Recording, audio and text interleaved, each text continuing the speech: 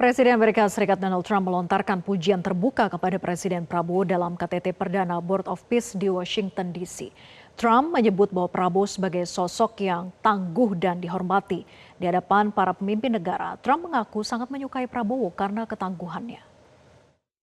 A man that I really like a lot he's definitely tough. I don't want to fight him. President Prabowo of Indonesia, thank you very much. Please, this is a big guy. I tell you, I said, how many people in Indonesia? He said like 240 million. I said, no, say it again. How many? It's a big country you have.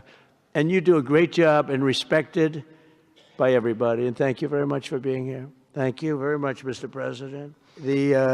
Just in closing, are not just contributing money. Some are also pledging personnel to help preserve the ceasefire and secure a very enduring peace. We have to have enduring peace. Having peace, knowing it's going to blow up in 2 weeks doesn't mean anything. In particular, Indonesia, thank you very much, Indonesia. It's a great country. Thank you very much. Look at that man. Look how tough he is. You think it's easy dealing with him? Look at that face. You are a tough cookie. And we say it lovingly, too. We need strength. You say, see, he doesn't mind. He's tough and he's smart. And smart is more important. Lalu seperti apa peran Indonesia yang tergabung dalam Board of Peace dalam mewujudkan perdamaian di Palestina? Kita akan membahasnya bersama dengan tenaga ahli kantor staf kepresidenan Muhammad Hafid Komsani serta analis Timur Tengah Hasibullah Satrawi. Selamat malam Pak Hafid dan juga Pak Satrawi. Selamat malam Mbak Vera, selamat malam Mas Hasibullah. Mas Hafid ya. Ya, terima kasih sudah bergabung. Saya ke Pak Hafid dulu. Pak Hafid, setelah Indonesia ditunjuk wakil komandan ISF, apa kemudian tugas pasukan perdamaian Indonesia di Gaza ini? Ya, Mbak Vera, terima kasih. Ya, ditunjuknya Indonesia sebagai Deputy Commander of International Stabilization Force, begitu ya, atau ISF, tentu menjadi keberhasilan diplomasi kita, gitu ya, diplomasi Indonesia, komitmen untuk kemerdekaan bagi rakyat Palestina. Kita turut berbangga atas capaian tersebut. Terpilihnya Indonesia sebagai wakil komandan ISF, sebuah posisi yang sangat strategis. Ini karena mengapa? Karena ini menjadi bukti reputasi global Indonesia, Mbak Vera, dalam peacekeeping operation, gitu ya. Kita sudah terlibat lama dalam misi pemeliharaan perdamaian dunia sejak tahun 1950-an. Kualitas pasukan kita juga sangat diakui dunia dengan pasukan yang terlatih, memahami budaya lokal, serta paham dengan konteks hukum internasional, begitu ya. Tentu jabatan sebagai Deputy Commander merupakan kesempatan emas ya bagi Indonesia untuk menjalankan apa yang telah Presiden Prabowo sampaikan dan tegaskan dalam komitmennya terhadap perdamaian Palestina melalui kesiapan Indonesia dalam ISF. Tentu tugas pasukan perdamaian Indonesia nantinya akan bersama-sama begitu ya dengan kontingen yang lain mewujudkan impian akan perdamaian di Gaza dan menjaga kestabilan di Gaza dan Palestina pada umumnya. Dan tentu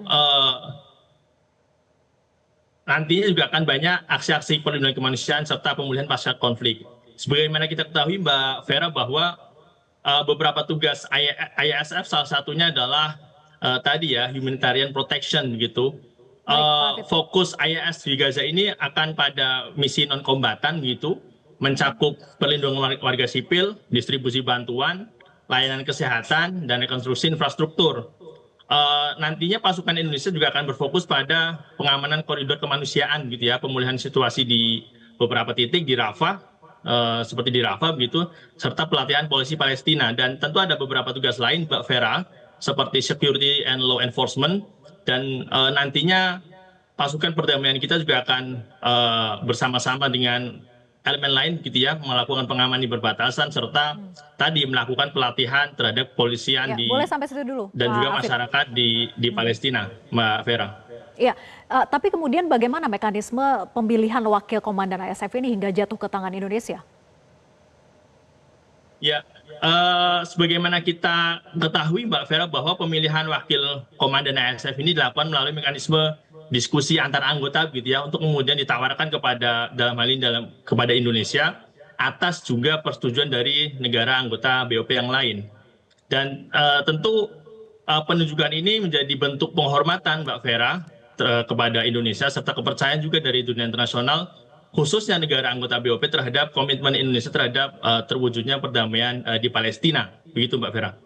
Ya, baik. Saya ke Pak Satrawi kemudian. Pak Satrawi, resmi menjadi wakil komandan ISF, seberapa strategis sebetulnya posisi ini? Apakah dengan menjadi Wandan kemudian bisa memastikan operasi yang dijalankan itu tidak akan merugikan maupun merenggut hak-hak warga Gaza di sana? Ya, terima kasih. Sebelum menjawab pertanyaannya Mbak Vera, saya ingin menyampaikan dua hal. Yang pertama, tentu kita perlu menyambut baik segala macam inisiatif untuk upaya perdamaian di Gaza, termasuk yang terbaru melalui KTT perdana dari BOP yang baru saja kita saksikan bersama-sama. Dan yang kedua, ini catatan saya, kita maklumi bersama bahwa BOP ini terjadi di tengah kontroversi perbedaan pendapat yang sangat tajam, baik di tingkat global, regional, Timur Tengah, dan tidak terkecuali di Indonesia. Nah, oleh karena itu saya menganjurkan kepada pemerintah untuk tidak henti-henti memberikan penjelasan yang sedetail-detailnya berkaitan dengan kebijakan yang diambil agar tidak menimbulkan tafsir-tafsir yang berbeda, terutama di era sosial media yang begitu gampang. Sebuah informasi itu dipecah-pecah menjadi tidak utuh.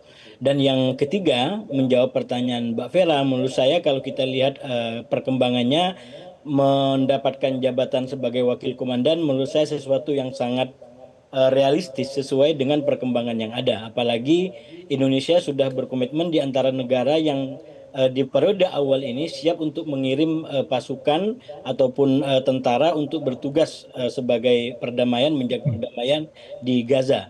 Padahal kita tahu di Timur Tengah sendiri kita lihat ini orang masih banyak dalam tanda kutip masih wait and see. Ini kira-kira akan seperti apa, dan saya melihat keberanian daripada pemerintah Indonesia terlepas daripada kontroversinya sekarang menjadi perhatian, dan sebagian mungkin mencibir tapi sebagian juga merespon dengan sangat baik karena paling tidak ada upaya yang komitmen yang dianggap kuat untuk mengirim pasukan perdamaian ke Gaza. Demikian Mbak Vera. Ya, Pak Satrawi, tapi dengan masuknya ISF di Gaza ini, apakah bisa menjamin bahwa Israel itu tidak akan kembali melakukan genosida di Gaza? Ya, ini satu pertanyaan yang sebenarnya menjadi penyebab dari kontroversi-kontroversi yang terjadi di masyarakat. Sengaja atau tidak, sebagian orang beranggapan bahwa BOP ini adalah kucing-kucingan di antara Amerika dengan Israel. Bahkan ini dikatakan panggungnya Israel. Padahal kalau kita baca secara objektif dari awal ini inisiatif ini dibuat, justru saya melihat Israel itu sangat atau dalam beberapa poin tidak setuju dengan Dewan Perdamaian ini. Salah satunya karena ada pasukan dari Qatar, dari Turki. Bahkan saya dalam beberapa media sebelum ini sampaikan sangat besar kemungkinan Netanyahu tidak akan datang di KTT semalam, dan terbukti Netanyahu tidak datang. Itu menunjukkan bahwa memang Israel sendiri masih tidak cukup nyaman dengan adanya Dewan Perdamaian ini yang mau tidak mau salah satunya adalah akan memangkas ambisi menang besar yang ingin dipaksakan oleh rezim Israel di bawah komando Netanyahu. Nah, oleh karena itu bagaimana memastikan bahwa Israel ini tidak akan menyerang, menurut saya memang ini harus ditekankan sejak awal kepada Presiden Trump, terutama yang pemilik wewenang paling besar di antara para tokoh yang ada di Dewan Perdamaian ini, bahwa kita tidak akan mengirim perdamaian kalau Israel tidak ada hitam di atas putih untuk tidak melakukan penyerangan apapun. Jadi ini salah satu memastikan kita sebelum turun ke sana sudah memastikan perdamaian dan dalam tanda kutip kemenangan bagi warga Gaza, menang dalam pengertian tidak akan lagi diserang secara membabi buta. Kita jangan lupa Mbak Vera, walaupun sekarang genjatan senjata dan walaupun saya sangat menghargai genjatan senjata yang secara konsep mungkin tidak ideal ini, tapi tetap saja bahwa ini terjadi pelanggaran dan korbannya tidak sedikit. Ratusan masyarakat Gaza meninggal akibat pelanggaran yang dilakukan oleh Israel. Karena itu apalagi dengan kedekatan presiden dengan Presiden Trump yang diilustrasikan puja-puji seperti itu, menurut saya itu harus juga digunakan selain kepentingan nasional kita juga untuk menguatkan lagi kemenangan bagi warga Gaza, yaitu menang dalam pengertian tidak akan diperlakukan diserang secara membabi buta seperti yang selama ini dilakukan oleh Israel. Ya, itu yang menjadi kekhawatiran dan concern bersama begitu ya. Saya ingin ke Pak Hafid lagi. Pak Hafid, apakah ini juga menjadi perhatian dan fokus dari pemerintah bagaimana untuk menjamin keselamatan, keamanan? Apakah menunggu terlebih dahulu adanya perjanjian hitam di atas putih tadi bahwa tidak akan ada lagi serangan terhadap Gaza ketika ISF ke sana? Atau apakah pemerintah serta-merta saja akan mengirimkan pasukan? Iya, Mbak Vera, sebagaimana diketahui bahwa tentu pengiriman pasukan perdamaian gitu ya dari Indonesia ke beberapa wilayah konflik termasuk dalam hal ini adalah Palestina tentu akan melalui beberapa tahapan gitu ya. Terkhusus rencana pengiriman 8.000 pasukan ini bahwa kami mendapatkan informasi dari Mabes TNI beberapa persiapan sudah dilakukan, Mbak Vera, termasuk dalam hal ini teman-teman Mabes TNI juga sedang melakukan perencanaan gitu ya, perencanaan penganggaran, pelaksanaan operasi dan sebagainya, dan nantinya karena berkaitan dengan permasalahan anggaran dalam pembicaraannya tentu akan melibatkan kementerian lembaga terkait ya, termasuk persetujuan dari parlemen. Dan selain itu kita perlu menggarisbawahi bahwa pengiriman pasukan yang nantinya akan dikirimkan ke Gaza tentu akan dilakukan setelah adanya permintaan resmi gitu ya dari koordinator ISF gitu di Gaza, serta menunggu perkembangan setelah perampungan KTT BOP yang dilaksanakan kemarin hari, Mbak Vera.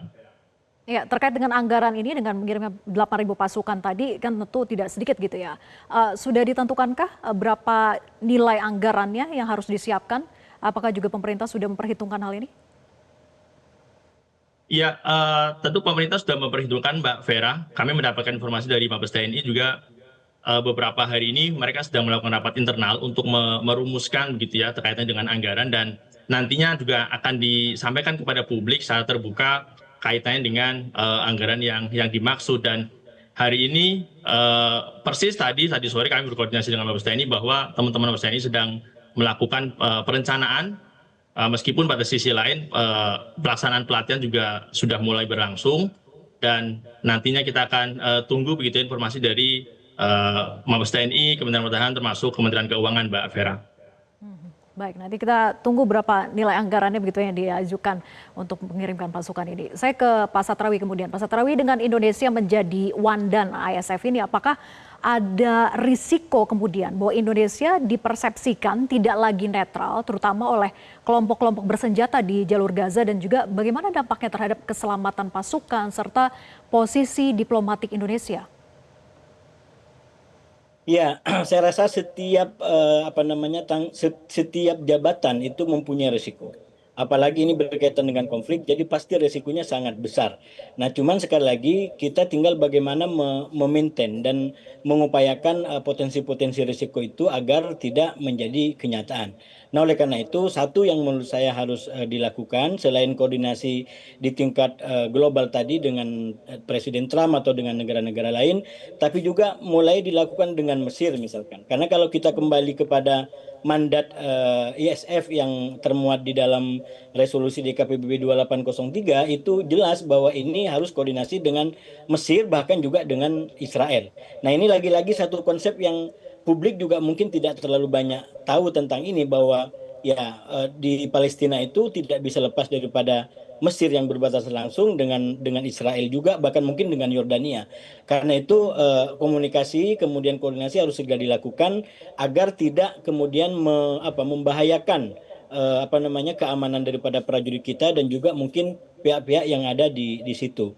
Dan yang ketiga menurut saya yang juga harus menjadi perhatian bahwa ini adalah upaya demilitarisasi Gaza, yang itu artinya nanti akan berhadapan dengan Hamas. Dan seperti disampaikan oleh Trump kemarin, Trump menyampaikan bahwa Hamas itu seakan-akan menjadi halangan, menjadi kendala.